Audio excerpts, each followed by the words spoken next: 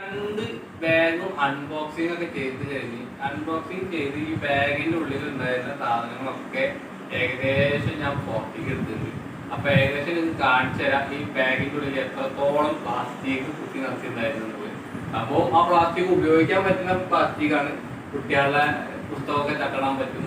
അപ്പോ പെങ്ങളുള്ള കുട്ടികളൊക്കെ ഉണ്ട്. അപ്പൊ അവർക്ക് ചട്ടടാൻ കൂടി ഏകദേശം കുഴപ്പമില്ലാത്ത രീതിയിൽ ചെയ്യാൻ പറ്റും. അപ്പൊ ഞാൻ ആ സാധനങ്ങളൊക്കെ ഒന്ന് കാണിച്ചു തരാം. ഏകദേശം 1 മിനിറ്റ് 1 മിനിറ്റ്.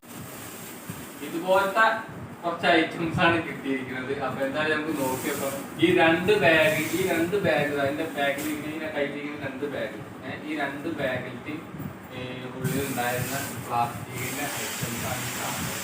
അത്യാവശ്യമുണ്ട്, തോനുണ്ട്. ഇത് കൊണ്ടേക്ക് എന്താ കാട്ടെന്ന് അറിയില്ല. അത്രത്തോളം ഐറ്റംസ് ഉണ്ട് ഈ 2 ബാഗിന്റെ ഉള്ളിൽ. എന്തായാലും ഇത് ഇഷ്ടപ്പെട്ടിട്ടുണ്ടാവും വിചാരിക്കുന്നത്. ബാഗ് ഓർഡർ ചെയ്യുന്നവര് കുഴപ്പമൊന്നുമില്ല.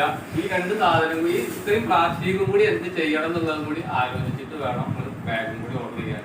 പുസ്തകമൊക്കെ ബുക്ക് കട്ടക്കിടാനുണ്ടെങ്കിൽ ഓക്കെ ശരി, ഇത് അത്യാവശ്യം കുഴപ്പമില്ലാത്ത രീതിയിൽ ഉപയോഗിക്കാം.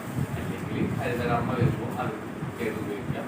മണ്ണിലും മറ്റു സ്ഥലത്തൊന്നും വാരി അവിടെ ഇവിടെ ഇടാതെ വൃത്തിയായിട്ട് ഹരിതകർമ്മ വരുമ്പോൾ അവർക്ക് അവരെ കയ്യിൽ ഏൽപ്പിക്കാം. ഒരു 50 റുപ്യ കൊടുക്കാം. ഓക്കെ. അപ്പോൾ ഈ ആ ബാഗ് അൺബോക്സിങ്ങിന് ശേഷം അതിലുണ്ടായിരുന്ന കവറുകളെല്ലാം കൂട്ടിയിട്ട് ഒരു കവറിലാക്കിയിട്ടുണ്ട്. അപ്പോൾ എന്തായാലും വീഡിയോസ് ഇഷ്ടപ്പെട്ടവർ ചാനൽ സബ്സ്ക്രൈബ് ചെയ്യാൻ മറക്കരുത്. അപ്പോൾ അടുത്തൊരു വീഡിയോസുമായിട്ട് നമുക്ക് കാണാം.